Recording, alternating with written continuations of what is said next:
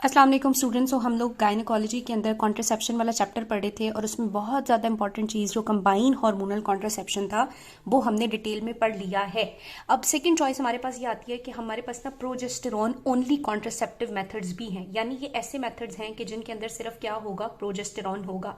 और अगर बेटे प्रोजेस्टेरॉन होगा, मैं कंटिन्यूसली बाहर से प्रोजेस्टेरॉन देती रहूंगी, तो आप लोग खुद सोचिए, आपने जब चैप्टर 1 पढ़ा हुआ है तो क्या बेनिफिट हासिल हो सकते हैं। आगे हम लोग चल के बात करते हैं, लेकिन वैसे आपको क्या लगता है? नंबर 1 चीज ये हो सकता है कि अगर प्रोजेस्टेरॉन बहुत ज्यादा है तो ये नेगेटिव फीडबैक इनहिबिशन करेगा, जीएनआरएच नहीं होगा, एफएसएच-एलएच नहीं है, एफएसएच-एलएच नहीं है, ओव्यूलेशन नहीं है, एग नहीं है, हेंस प्रेगनेंसी नहीं है। एक तरीका ये भी हो सकता है, गुड होता है। नंबर 2 बेटे प्रोजेस्टेरॉन क्या करता है, आपको पता है कि at the end of the cycle progesterone withdrawal होता है, एंडोमेट्रियम सारा शेड हो जाता है और फिर एस्ट्रोजन एक्ट करता है, तो प्रोलिफरेशन होती है ना। एस्ट्रोजन के इफेक्ट को प्रोजेस्टेरॉन अपोज करता है। तो अगर हम बाहर से कंटिन्यूसली प्रोजेस्टेरॉन देते रहेंगे तो आपके पास जो प्रोजेस्टेरॉन विड्रॉल इफेक्ट है एंड देन अगेन से जो एस्ट्रोजन की वजह से वो रीजेनरेशन है वो नहीं होगी। और अगर एस्ट्रोजन को ये अपोज कर देगा, रीजेनरेशन नहीं होगी, तो एंडोमेट्रियम की सिर्फ बेजल लेयर रह जाएगी और हम कहेंगे एंडोमेट्रियल एट्रोफी स्टार्ट हो गई है। तो बहुत इंपॉर्टेंट बात ये कि प्रोजेस्टेरॉन बाहर से क्या करता है, एंडोमेट्रियम की एट्रोफी करता है। कैसे? एस्ट्रोजन के प्रोलिफरेटिव इफेक्ट को अपोज करके। ठीक है।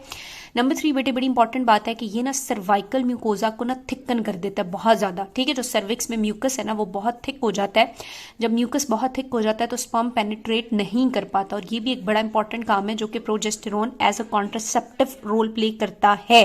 तो ये वो डिफरेंट मेथड्स हैं जिनके थ्रू प्रोजेस्टेरॉन क्या करता है, कॉन्ट्रासेप्शन के तौर पे एक्ट करता है, यानी ओव्यूलेशन को भी इनहिबिट करता है, एंडोमेट्रियम की एट्रोपी करता है जिससे वहां पे इम्प्लांटेशन नहीं होने देता, और उसके अलावा बेटे सर्वाइकल म्यूकस की थिकनिंग भी करता है। नंबर 4 हम लोग आगे जाके देखेंगे, मैं आगे चल के आपको बताऊंगी।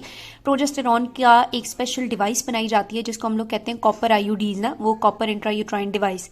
ये प्रोजेस्टेरॉन वहां पे रिलीज करती है, और ये प्रोजेस्टेरॉन वहां क्या करता है कि आपका जो यूट्रस है, सॉरी फ्लू सा हुआ है, तो ये जो यूट्रस है यहाँ पे क्या कर देगा, इन्फ्लेमेटरी कंडीशन सेट करता है। तो यहाँ पे जब बेटे बहुत ज्यादा इन्फ्लेमेटरी कंडीशन सेट होती हैं तो मैक्रोफेजेस आ जाते हैं, न्यूट्रोफिल्स आ जाते हैं, बहुत एडीमा होता है, और इम्प्लांटेशन फिर इस एडिमेटस इन्वायरमेंट में नहीं हो सकती। तो ये इम्प्लांटेशन को भी इनहिबिट करता है। तो ये सारी चीजें आगे रिवाइज होती रहेंगी, लेकिन ओवरऑल आपके माइंड में होना चाहिए कि प्रोजेस्टेरॉन अगर सिर्फ मैं बाहर से दे रही हूँ तो वो एज अ कॉन्ट्रासेप्टिव किस तरह से एक्ट करता है, मैंने आपको जनरली बताया। अब जैसे आपकी बुक में लिखा हुआ है वहां से स्टार्ट करते हैं। तो वो ये कहता है कि जो प्रोजेस्टेरॉन के कॉन्ट्रासेप्टिव मेथड्स हैं ये अगेन डिफरेंट फॉर्म्स में अवेलेबल हैं, डिपेंडिंग अपॉन कि वुमन को कौन सी चीज बेटर लगती है, कितने टाइम के लिए कॉन्ट्रासेप्शन चाहिए, क्या ज्यादा कन्वीनियंट है, तो वो अपनी मर्जी से कोई भी मेथड ऑप्ट कर सकती है। नंबर 1 बेटे प्रोजेस्टेरॉन ओनली पिल्स होती हैं, यानी टैबलेट्स होती हैं, जिस तरह हमने वहां पे देखी सीओसीपीज होती हैं, तो वो ये ले सकता है। अच्छा, उसके बाद हमारे पास सेकंड चीज क्या होती है बेटे, प्रोजेस्टेरॉन इंजेक्टेबल्स होते हैं। ठीक है, अभी हम पढ़ेंगे प्रोजेस्टेरॉन के ना, प्रोजेस्टेरॉन कंटेनिंग इंजेक्शंस होते हैं। ये इंजेक्टेबल्स जो हैं अगर लगवा लिए जाएं तो इनकी वजह से ऑलमोस्ट 3 मंथ्स यानी 12 टू 14 वीक्स तक आपको कॉन्ट्रासेप्शन हासिल होती है। लेकिन एक एमसीक्यू यहाँ से आता है, आपने याद रखना है बाकी जितने भी कॉन्ट्रासेप्टिव मेथड्स है ना, यानी कंबाइन में हमने पढ़े या प्रोजेस्टेरॉन के हैं, जैसे ही आप छोड़ते हैं आपकी फर्टिलिटी वापस आ जाती है। लेकिन इंजेक्टेबल्स के बाद 1 साल लग जाता है फर्टिलिटी को वापस आने में, तो ये इसका एक ड्रॉबैक है। उसके अलावा अगर हम देखेंगे तो हमारे पास ना प्रोजेस्टेरॉन इम्प्लांट्स होते हैं। अब ये जो प्रोजेस्टेरॉन इम्प्लांट्स होते हैं ना, ये यूजुअली बाजू के अंदर हम डालते हैं, जिस तरह से आपने माचिस की डिब्बी देखी है ना, इस तरह से माचिस की डिब्बी नुमा रॉड होता है, मोमबत्ती नुमा टेक्सचर होता है उसका, और ये हम बाजू के अंदर सुपरफिशियली सबडोमली इंसर्ट कर देते हैं। कैसे मैं अभी सिखाऊंगी, आप लोगों को बताऊंगी। तो ये भी कॉन्ट्रासेप्शन प्रोवाइड हमें करता रहता है अप टू 3 ईयर। ठीक है, जो इम्प्लांट्स होते हैं। और आखिरी हमारे पास ना प्रोजेस्टेरॉन कंटेनिंग डिवाइसेस होती हैं। ये डिवाइसेस लॉन्ग कॉन्ट्रासेप्शन प्रोवाइड करती हैं, और इसमें आगे 2 इंपॉर्टेंट डिवाइसेस हैं, लिवोनॉर्जेस्ट्रल इंट्रायूट्राइन डिवाइस और दूसरी बेटे कॉपर कंटेनिंग इंट्रायूट्राइन डिवाइस। तो ये प्रोजेस्टेरॉन कॉन्ट्रासेप्टिव की डिफरेंट फॉर्म्स हैं जिनके बारे में भी हम पढ़ने जा रहे हैं। पिल्स तो डेली लेनी पड़ती हैं और कंटिन्यूसली लेनी पड़ती हैं, इनके अंदर वो कंबाइन हार्मोनल कॉन्ट्रासेप्शन की तरह विड्रॉल या मैं कह दूं कि पिल फ्री इंटरवल नहीं आता। प्रोजेस्टेरॉन इंजेक्शन लगवा लो तो 3 मंथ्स तक कॉन्ट्रासेप्शन हासिल होती है। इम्प्लांट्स दिलवाने से 3 ईयर्स तक होती है। जो लेवोनॉर्जेस्ट्रल है ये 3 to 5 ईयर्स तक कॉन्ट्रासेप्शन देता है, और जो कॉपर है वो 3 से लेकर 10 ईयर्स तक कॉन्ट्रासेप्शन आपको प्रोवाइड करता है। अगर एक दफ़ा डिवाइस आपने यूट्रस के अंदर, सर्विक्स के अंदर ये रखी जाती हैं। ये बाजू में इम्प्लांट डाला जाता है, ये इंजेक्शन होता है और ये गोली रोज खाई जाती है। ठीक है बेटे, अब इनके बारे में बारी बारी हम लोग बात कर लेते हैं। बात करने से पहले उसने कहा कि इनका जो मैकेनिज्म ऑफ एक्शन और ब्लीडिंग पैटर्न है ज़ाहिर है प्रोजेस्टेरॉन कॉन्ट्रासेप्शन का, वो डिपेंड करता है कि आप इनमें से कौन सी टाइप ले रहे हैं। यहीं पे अगर हम मैकेनिज्म ऑफ एक्शन को डिस्कस कर ले ज़रा सा, तो वो कहता है कि नंबर 1 जो प्रोजेस्टेरॉन ओनली पिल्स हैं, या जो प्रोजेस्टेरॉन इंजेक्टेबल्स हैं, या प्रोजेस्टेरॉन इम्प्लांट्स हैं, तो आपने याद रखना है ये तीनों के तीनों क्या करते हैं, नेगेटिव फीडबैक के थ्रू नंबर 1 ये क्या करते हैं बेटे, ओव्यूलेशन को इनहिबिट करते हैं। ठीक है, और नंबर 2 इनका क्या काम होता है, ये ना सर्वाइकल म्यूकोजा को थिक करते हैं। क्या करते हैं, सर्वाइकल म्यूकस की थिकनिंग करते हैं।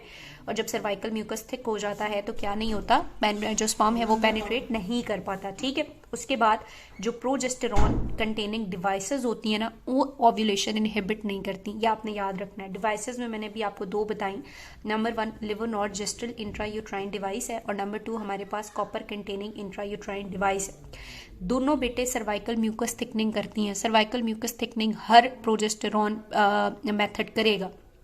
उसके साथ साथ लेवोनॉर्जेस्ट्रल में बहुत ज़्यादा प्रोजेस्टेरॉन रिलीज हो रहा होता है, तो ये एस्ट्रोजन के इफेक्ट को अपोज करके वहाँ पे एंडोमेट्रियल एट्रोपी कॉज करता है, और हेंस इम्प्लांटेशन वहाँ पे नहीं होने देता। यानी इम्प्लांटेशन के लिए कंडीशन को अनफेवरेबल करता है। जब तक वो थिकन नहीं होगा, सिक्रीटरी एक्टिविटी नहीं होगी, डेजिडुअल चेंजेस नहीं होंगे, तो इम्प्लांटेशन तो नहीं हो सकेगी। और जो कॉपर है बेटे, ये आपने याद रखना है, ये वहाँ पे इन्फ्लेमेटरी कंडीशन सेट करता है। वहाँ पे मैक्रोफेजेस, न्यूट्रोफिल्स और बहुत सारा अडीमा हो जाता है, और हेंस इम्प्लांटेशन नहीं होती। सो ये इम्प्लांटेशन को इनहिबिट करता है। कॉपर को एज एन इमरजेंसी कॉन्ट्रासेप्शन भी यूज किया जाता है। फर्स्ट चॉइस होती है, ये भी आपने याद रखना है। आई होप मैं आपको बहुत ज्यादा नहीं पका रही हूँ, जो आपकी बुक्स में लिखा हुआ है बेटे, हम लोग साइड बाय साइड इसी को डिस्कस कर रहे हैं। अब आगे हम लोग चलते हैं, पिल्स से स्टार्ट कर लेते हैं। यानी सबसे पहली जो पोर्शन है दैट इज पिल्स। तो जो प्रोजेस्टेरॉन ओनली पिल्स या प्रोजेस्टेरॉन, अच्छा अब हम प्रोजेस्टेरॉन ओनली पिल्स की अगर बात करें तो इतनी इंपॉर्टेंट चीज़ें उन्होंने लिखी हुई बहुत ही ज़्यादा आसान सी हैं। नंबर 1 वो ये कहता है कि अनलाइक सीओसीपी इनको ना कंटिन्यूसली लेना पड़ता है, यानी थ्रू आउट साइकिल इनको लेना पड़ता है। फिर दूसरी बात वो ये करता है कि ये 2 तरह की होती है। एक होती है medium dose progesterone containing pills, और दूसरी होती है लोअर डोज।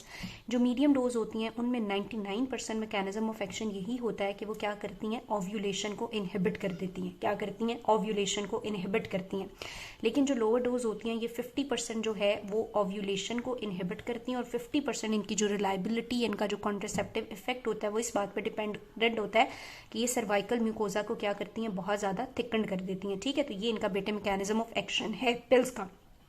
नेक्स्ट बात लिखता है कि ये जो पिल्स होती हैं अगर ये पेशेंट लेता रहेगा तो इसकी वजह से क्या एडवर्स इफेक्ट हो सकते हैं। तो एडवर्स इफेक्ट एज कंपेयर कुछ भी नहीं, थोड़ा बहुत ये हो सकता है कि इरेगुलर ब्लीडिंग होना शुरू हो जाए। ठीक है, उसके अलावा क्या होता है कि पेशेंट को एक्नी हो सकती है, और एक्नी के अलावा चूंकि फीडबैक इनहिबिशन और FSH LH नहीं रिलीज होने दे रहा होता, मे भी थोड़ा बहुत FSH हो, LH बिल्कुल भी नहीं होता, तो जो आपकी ओवरी होती है ना उसके अंदर बहुत सारी जो है वो फॉलिक्यूलर सिस्ट्स बन सकती हैं इसकी वजह से। तो ये इसके एडवर्स इफेक्ट है। अब इंपॉर्टेंट चीज आती है कि ये भी तो एक पिल है, तो वुमेन हो सकता है इसको लेना भूल जाए। अगर ये पिल मिस हो जाएगी तो फिर क्या करना है, फिर ये करना है कि कंटिन्यू करना है नेक्स्ट साइकिल, जिस तरह से मतलब हो रहा है पिल आपने जो मिस हुई है वो भी ले ली, बाकी भी लेनी है।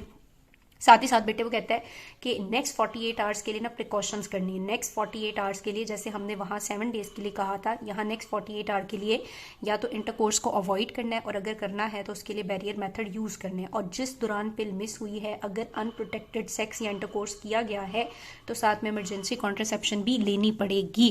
तो ये इसका जो मिस्ड पैटर्न है ये भी आपने अच्छे तरीके से मेमोराइज करना है। तो यहाँ तक हमने क्या पढ़ा, हमने कहा हम प्रोजेस्टेरॉन ओनली कॉन्ट्रासेप्शन की बात करेंगे जो इन सारे तरीकों से काम करती हैं। ये कौन सी फॉर्म में हो सकती है, पिल्स हो सकती हैं, इंजेक्टेबल्स होते हैं, इम्प्लांट्स होते हैं, या डिवाइसेस होती हैं।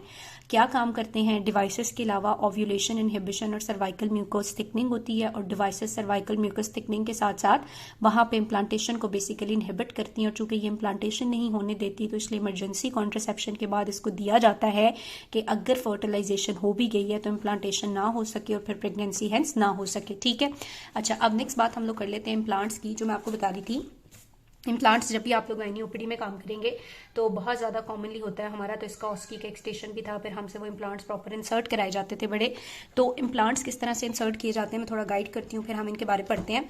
तो इम्प्लांट्स में बेटे आपने ये बात याद रखनी है कि बहुत कॉमनली अवेलेबल नेक्सप्लेनॉन या जुडैल की फॉर्म में ये अवेलेबल होता है। अब इम्प्लांट क्या किया जाता है, फॉर एग्जाम्पल अगर मैं कहूँ कि ये एक फीमेल की बाजू है, ठीक है, ये उसकी नॉन डिपेंडेंट बाजू है जिसको वो इतना ज़्यादा यूज़ नहीं करती, ठीक है।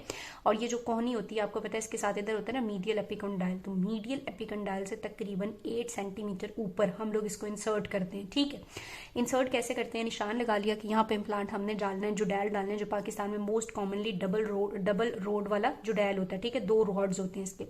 तो हम करते क्या है कि यहाँ पे मतलब वो लगा लेते हैं कि यहाँ हमने डालना है। अब एक ना डिवाइस होती है बड़ी, इसके साथ ही मिलती है, वो बड़ी नुकीली सी आगे से डिवाइस होती है। उस डिवाइस की मदद से हम लोग यहाँ से ना पहले लोकल एनेस्थीसिया इंसर्ट करने के लिए अंदर जाते हैं, ठीक है, और लोकल एनेस्थीसिया डालते हैं, फिर वापस आते हैं, फिर इस तरफ जाते हैं और लोकल एनेस्थीसिया डालते हैं, यानी वी शेप में अंदर लोकल एनेस्थीसिया डाला जाता है इस तरह से, ठीक है।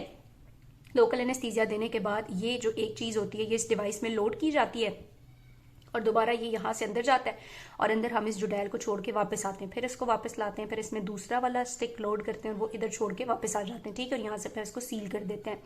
तो यूं बेटे ये जो मैच स्टिक जो आपकी माचिस की वो स्टिक होती है उसकी तरह मोमबत्ती नुमा टेक्सचर होता है इसका, इसको हम जुडैल कहते हैं।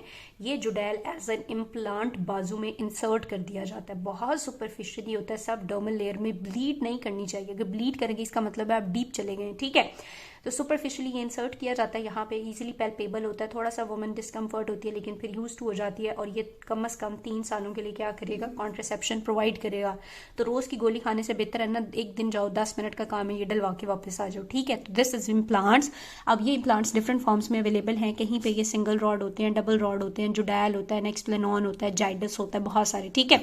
अब ये इम्प्लांट है क्या, इसमें बेटे प्रोजेस्टेरॉन है, यहाँ से थोड़ी थोड़ी प्रोजेस्टेरॉन रिलीज होती रहेगी ब्लड में और ब्लड से नेगेटिव फीडबैक इनहिबिशन और ओव्यूलेशन नहीं होगी और हेंस प्रेगनेंसी नहीं होगी। बाकी सारी कहानी तो आपको पता है। अब पढ़ लेते हैं कि आपकी बुक में इन्होंने इम्प्लांट के बारे में क्या लिखा हुआ है, ठीक है। अच्छा, इम्प्लांट के बारे में ये लिखते हैं बेटे कि ये जो इम्प्लांट्स होते हैं इसके अंदर जो मोस्ट कॉमनली यूज होता है बाहर के कंट्रीज में दैट इज नेक्सप्लेनॉन। ये जो नेक्सप्लेनॉन होता है इसके अंदर प्रोजेस्टेरॉन इटोनर्जेस्ट्रल होता है, ठीक है, प्रोजेस्टेरॉन इटोनर्जेस्ट्रल, वही प्रोजेस्टेरॉन जो 3rd जनरेशन है वो इसमें होता है। अगर हम बहुत स्पेसिफिक करते हैं तो हम कहते हैं 68 mg ऑफ 5 कीटो डीजोजेस्ट्रल होता है जो कि एक मेटाबोलाइट है डेजोजेस्ट्रल का, नेक्सप्लेनॉन के अंदर यही अवेलेबल होता है और ये कॉन्ट्रासेप्शन देता है आपको 3 ईयर्स के लिए। जब मैं इसको इम्प्लांट करती हूँ यानी इनिशियली डाल देती हूँ तो इनिशियली वो कहता है डेली इसमें से 60 to 70 माइक्रोग्राम प्रोजेस्टेरॉन ब्लड में रिलीज होती है, लेकिन आहिस्ता आहिस्ता इसकी कंसंट्रेशन जब एंड पे होती है तो 20 से लेके 30 माइक्रोग्राम तक पहुंच जाती है, जितना ये ब्लड के अंदर रिलीज हो रहा होगा और रिलीज होके क्या करेगा बाकी कहानी आपको पता है। अब इम्प्लांट्स की टाइप्स के बारे में कहता है कि बहुत सारी जगहों पे यूनी रॉड भी होता है, यानी सिर्फ एक ही रॉड होता है, वो भी अवेलेबल है। बहुत सारी जगहों पे ये बाय रॉडल या फिर हम कहेंगे 2 रॉड्स जो हैं वो भी हो सकते हैं। जो यूनी रॉडल है जिसमें सिर्फ सिंगल रॉड होता है वो यूजुअली नॉर्जेस्ट्रल कंटेनिंग होता है और इसमें जो नॉर्जेस्ट्रल होता है वो तकरीबन 1 साल के लिए आपको कॉन्ट्रासेप्शन प्रोवाइड करता है। 2 रोड्स वाला जो है वो जुडैल होता है, जैसे मैंने आपको बताया अभी, तो ये जुडैल तकरीबन 3 से 5 सालों के लिए, लेकिन सेफेस्ट साइड है कि 3 साल के बाद आपको रिमूव करा के नया डाल देना चाहिए। तो इसमें हमारे पास लेवोनॉर्जेस्ट्रल होती है और ये लेवोनॉर्जेस्ट्रल क्या करती है, 3 से 5 सालों के लिए कॉन्ट्रासेप्शन आपको प्रोवाइड करती है। नेक्सप्लेनॉन की अगर हम लोग बात करें तो नेक्सप्लेनॉन के बारे में वो कहता है कि नेक्सप्लेनॉन बहुत ही ज़्यादा जो बाहर के कंट्रीज़ में यूज़ हो रहा है ये काफ़ी ज़्यादा फ्लेक्सिबल होता है, बहुत ही ज़्यादा स्मॉलर होता है, बिल्कुल एक मैच स्टिक यानी माचिस की जो तीली होती है उस जितना होता है, तकरीबन 40 मिलीमीटर इन डायामीटर इंटू 2 मिलीमीटर इन इसकी विड्थ होती है। सबडर्मली हम इसको इंसर्ट करते हैं और कहाँ इंसर्ट करते हैं, मीडियल एपिकंडाइल से 8 सेंटीमीटर ऊपर इंसर्ट करते हैं अंडर जनरल एनेस्थीसिया, ठीक है। इसकी जनरल नहीं लोकल, इसकी जो इंसर्शन की जाती है वो आपने याद रखनी है हमेशा के पहले उसके अंडर क्या किया जाएगा, लोकल एनेस्थीसिया दिया जाएगा और लोकल एनेस्थीसिया के अंडर इसको इंसर्ट किया जाता है। इंसर्शन जो है वो बहुत ही आसान सी होती है लेकिन फिर भी कोई एक्सपर्ट परफॉर्म करे तो ही बहुत अच्छी बात है, क्योंकि अगर इसको कोई बहुत ही ज़्यादा ऐसे बंदे ने कर दिया जो अनएक्सपीरियंस था तो ये डीप भी जा सकती है और फिर इसका रिमूवल काफ़ी ज़्यादा मुश्किल हो जाता है। तो मैंने आपको कहा विजिबल नहीं होती, लेकिन ये पैल्पेबल होती है। और अगर वुमेन आके कहे ना ये गुम हो गई है और रिमूव कराना चाहती है, तो इसके अंदर ना थोड़ा सा बेरियम होता है और फिर उस बेरियम की वजह से हम एक्सरे की मदद से इसको लोकेट करके रिमूव कर सकते हैं। एक दफ़ा अगर आपने इसको इंसर्ट कर दिया, फॉलोअप की कोई ज़रूरत नहीं है, और जैसे ही आप रिमूव करते हैं फर्टिलिटी वापस आ जाती है। तो ये बेटे आपने इम्प्लांट और पिल्स यहाँ तक मेरे साथ पढ़ी हैं। नेक्स्ट वीडियो में मैं आपको इंजेक्टेबल्स और डिवाइसेस का पढ़ाती हूँ। इसमें से कोई कंसर्न, कोई क्वेश्चन हो तो आप लोग मुझसे पूछ सकते हैं। प्लांट में बस इतनी सी बात याद रखनी है, इसको इंसर्ट किया जाता है, नेक्स्ट पे नॉन भी अवेलेबल है, और ये यूनिरोडल या बायरोडल या 2 रोड्स होंगे, उसकी बेस के ऊपर जो डैल बहुत कॉमनली पाकिस्तान में प्रैक्टिस किया जाता है, बस डाल दिया, प्रोजेस्टेरॉन है, रिलीज होगा, ओव्यूलेशन इनहिबिट करेगा और सर्वाइकल म्यूकोसा को थिक करेगा। रिमूव कर लिया जाएगा तो कोई भी फर्टिलिटी पे इफेक्ट इतना नहीं पड़ेगा। ठीक है, अब नेक्स्ट वीडियो के अंदर हम पढ़ते हैं इंजेक्टेबल्स और डिवाइसेस का।